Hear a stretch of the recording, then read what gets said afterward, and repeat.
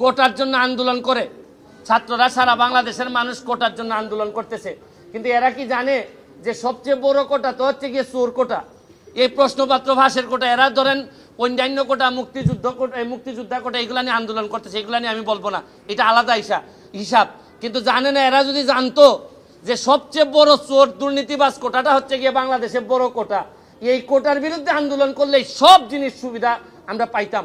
কিন্তু এইটা আমি পরে হয়তো আরেকদিন বলবো। তবে এখন আমার বক্তব্য হচ্ছে স্পষ্ট, এদের বিরুদ্ধে কারা কারা প্রশাসনে আছেন তাদেরকে বের করে তাদেরকে আইনের আওতায় নিয়ে আসা হবে, নাইলে এই দায় সারা জীবন বাংলাদেশের বয়ে বেড়াতে হবে।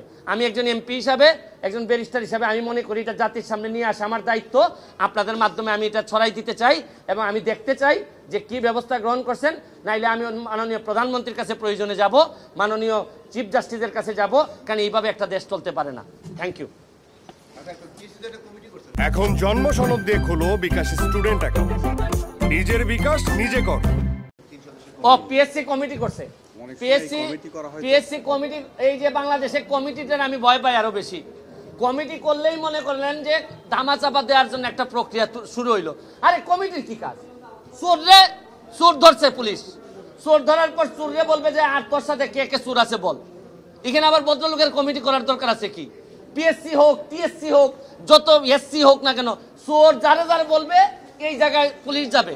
এখানের মধ্যে এই তদন্ত কমিটি করা মানে একটু আস্তে, এর মানে হজম করার জন্য একটু টাইম নেওয়া। এগুলো আমার অভিজ্ঞতা থেকে বললাম।